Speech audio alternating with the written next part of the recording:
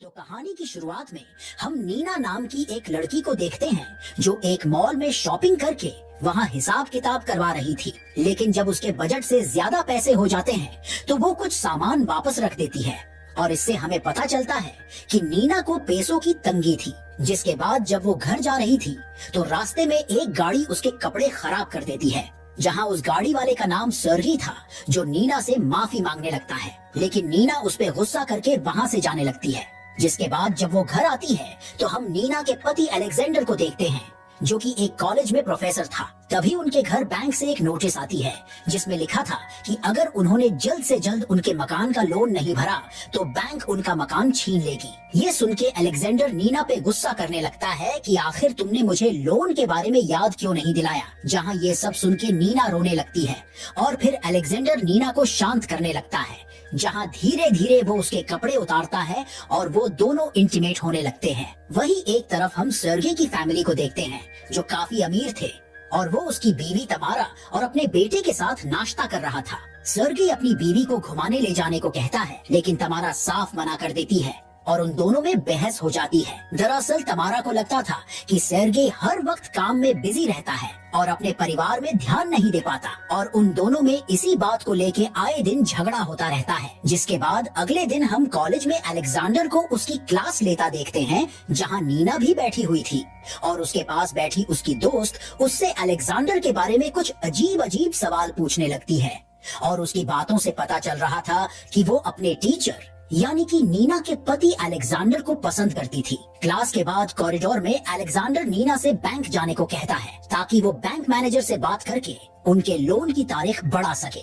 Neena bank जाने लगती है लेकिन वहाँ जाके उसे पता चलता है कि उनका मैनेजर और कोई नहीं बल्कि सर्गी था जिसके साथ उसका झगड़ा हुआ था। दरअसल आज सर्गी की कुछ चीनी क्लाइंट्स के साथ मीटिंग थी और नीना को चाइनीज आती थी, इसीलिए वो उसे अपने साथ ट्रांसलेटर बन के आने को कहते हैं और नीना मान जाती है। वही एक तरफ हम देखते हैं कि अलेक्जेंडर प्रोफेसर होने के साथ एक सिटी गाइड के तौर पर भी काम करता था ताकि वो ज्यादा से ज्यादा पैसे जोड़ सके। वही सर्गी अपने क्लाइंट्स को लेके एक कैसीनो में आता है क्योंकि उसके क्लाइंट को जुआ खेलना अच्छा लगता था, जिसके चलते नीना को भी उसके साथ वहाँ आना पड़ता है। जब नीना उनकी बातों को अच्छे से ट्रांसलेट करती है तो खुश होके सर्गी उसे 2 चिप्स देता है, जहाँ जब नीना तुक्के से उनको 0 पे लगा देती है तो वो $7,000 जीत जाती है। ये देख के नीना बहुत खुश हो जाती है और वापस उन सारे पैसों को 0 पे लगा देती है। सर्गी उसे ऐसा करने से मना करता है लेकिन नीना उसकी एक नहीं सुनती और सारे पैसे लगा देती है,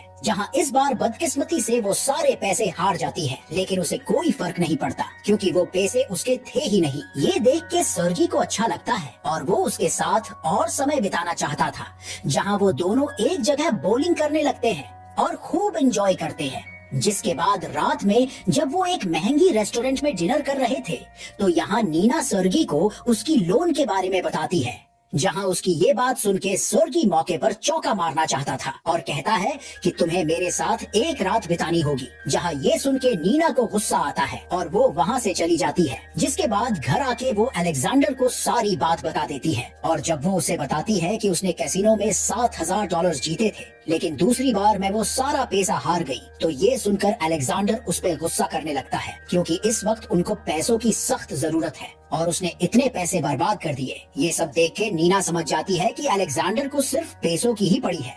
जिसके बाद अगले दिन वो अपने दोस्त से मिलती है, जहाँ वो उसे अपने दिल की सारी बात बता देती है और कल के बारे में भी बताती है। ये सब सुन के उसकी दोस्त कहती है कि कहीं तुम सर्गी को पसंद तो नहीं करने लगी हो। लेकिन नीना अलेक्जेंडर को धोखा नहीं दे सकती। वही एक तरफ नीना की याद में सर्गी को चैन नहीं आ रहा था और वो उस कसीनो की रिकॉर्डिंग में नीना को देखने लगता है। एक तरफ अलेक्जेंडर पैसे कमाने के लिए काफी मेहनत कर रहा था और एक दिन में 12-12 घंटे काम कर रहा था, लेकिन तभी उनको बैंक की तरफ से एक आखिरी चेतावनी आती है कि इस बार अगर उन्होंने लोन नहीं चुकाया तो उनका घर उनसे छीन लिया जाएगा। ये सब देख के अलेक्जेंडर और भी परेशान हो जाता है और उसे देख के नीना भी परेशान हो जाती है, इसलिए उसे सर्गी का ख्याल आता है। लेकिन अगर उसे उसकी मदद चाहिए तो उसे उसके साथ एक रात गुजारनी होगी, जहाँ आखिरकार कोई और रास्ता ना होने की वजह से नीना सर्गी को कॉल करती है और मान जाती है। जिसके बाद अगले दिन वो दोनों एक होटल में मिलते हैं, जहाँ सर्गी इसके बदले उनकी लोन को भरने के लिए उन्हें 3 महीने का टाइम और दे देगा। ये सुन के नीना उसके साथ एक कमरे में जाती है, जहाँ सर्गेई उसके साथ सोने के लिए उसे फोर्स नहीं करता, जहाँ नीना जल्दी सर्गेई को खुश करने लगती है और उसके साथ इंटीमेट होने लगती है। और फिर काम खत्म होते ही नीना वहाँ से चली जाती है। घर आके अलेक्जेंडर उसे बताता है कि बैंक वालों ने उनको और समय दे दिया है और उनके किस्त भी कम कर दी है। इन सब चीजों से वो बहुत खुश था। वही एक तरफ जब सर्गेई घर आता है तो तमारा को उसके कपड़ों में से लेडीज परफ्यूम की खुशबू आती है और उन दोनों में झगड़ा हो जाता है। अगले दिन नीना कुछ भी बोल नहीं रही थी, क्योंकि अभी भी वो कल रात के ख्यालों में डूबी हुई थी। तभी उसे सर्गेई का कॉल आता है, जो उससे मिलना चाहता था, लेकिन नीना उसे साफ मना कर देती है। जहाँ नीना से रहा नहीं जाता है और वो उस होटल में चली जाती है जहाँ सर्गेई उसका इंतजार कर रहा था। और एक बार फिर वो दोनों इंटीमेट होते हैं और फैसला करते हैं कि अब से वो दोनों हर हफ्ते मिलेंगे। लेकिन अगले हफ्ते जब नीना सर्गेई से मिलने आती है तो वो उसे नहीं मिलता और ऐसे कई हफ्ते बीत जाते हैं। उन दोनों को मिले हुए दरअसल सर्गेई का बेटा बीमार था, जिसके चलते वो कहीं नहीं जा पाता। और एक तरफ नीना सर्गेई के लिए पागल हो रही थी। जब भी किसी का कॉल आता था तो उसे लगता था कि सर्गेई है। जहाँ अपनी बीवी की ऐसी हालत देख के अलेक्जेंडर भी परेशान हो जाता है और उसे एक अस्पताल में डॉक्टर को दिखाने ले जाता है। हम देखते हैं कि अलेक्जेंडर नीना की काफी केयर करने लगा था, लेकिन जब एक दिन वो उसके साथ इंटीमेट होने की कोशिश करता है तो नीना गुस्सा हो जाती है और उसे कहती है कि मेरा अफेयर चल रहा है। ये सुन के अलेक्जेंडर गुस्से में आ जाता है और नीना को घर से निकाल देता है। जिसके बाद रात में नीना सर्गेई को कॉल करती है और उसे अपने पास बुला के सारी बात बताती है। सर्गेई के पास पैसों की कोई कमी नहीं थी, इसलिए वो उसकी मदद करने को मान जाता है और उसे एक नया अपार्टमेंट देने को कहता है। जिसके बाद अगले दिन नीना अपनी दोस्त को अपना अपार्टमेंट दिखाने ले जाती है और यहाँ उसका अपार्टमेंट देख के वो चौंक जाती है। लेकिन जब वो नीना से पूछती है कि क्या अब सर्गेई उससे शादी करेगी, तो नीना के पास इसका कोई जवाब नहीं था। वही एक तरफ अलेक्जेंडर नीना के गम मैं काफी शराब पी रहा था और नीना का गुस्सा वो कुछ गुंडों पे निकाल देता है। और वही नीना सर्गेई को कॉल करके उससे मिलने बुलाती है। जहाँ सर्गेई को इस तरह फोन पे बात करता देख तमारा समझ गई थी कि उसका अफेयर चल रहा है, जहाँ इस बात का शक उसे पहले से ही था। लेकिन ये सब जानने के बाद भी वो शांत रहती है ताकि उनके बेटे को पता न चले। जिसके बाद जब सर्गेई नीना से मिलने आता है तो यहाँ नीना उससे पूछती है कि तुम्हारे लिए मैं कितनी जरूरी हूँ। तो सर्गेई कहता है बहुत ज्यादा। ये सुन के नीना को बहुत अच्छा लगता है, क्योंकि सर्गेई के लिए वो टाइम पास नहीं थी। नीना सर्गेई से काफी मिलने लगती है और उसके साथ जो प्यार की फीलिंग उसे आती थी वो उसे कभी भी अलेक्जेंडर के साथ नहीं आई थी। वही एक तरफ नीना से दूर होने के बाद अलेक्जेंडर उसकी दोस्त के साथ रहने लगा था, जो पहले से ही उसे पसंद करती थी। लेकिन हम देखते हैं कि नीना अभी भी अलेक्जेंडर के क्लास में आती थी, जिसके चलते लोग उनका मजाक उड़ाते थे। जहां अलेक्जेंडर उसे उससे पूरी तरह से दूर रहने को कहता है। जहां ये सब देख के नीना सर्गी को कॉल करती है, लेकिन वो उसका कॉल नहीं उठाता। जहां जब रात में दरवाजे की घंटी बजती है तो नीना जल्दी से सर्गी को समझ के वहां जाती है, लेकिन वो अलेक्जेंडर था जो घर के अंदर आता है और फिर नीना के साथ जबरदस्ती करने लगता है। कुछ देर बाद नीना सर्गी को कॉल करके उसे अपने पास बुलाती है और उसे पूरी बात बता देती है। जहां नीना प्रेग्नेंट थी, लेकिन हमें पता नहीं चलता कि वो बच्चा अलेक्जेंडर का है या फिर सर्गी का। सर्गी उसकी पूरी बात सुन के उसकी मदद करने को कहता है, जहां वो इस बच्चे को किसी भी चीज की कमी नहीं होने देगा। ये सुन के नीना खुश हो जाती है। जिसके बाद जब सर्गी घर आता है तो वहाँ तमारा परेशान होकर शराब पी रही थी और यहाँ सर्गी उसे नीना की प्रेगनेंसी के बारे में बता देता है।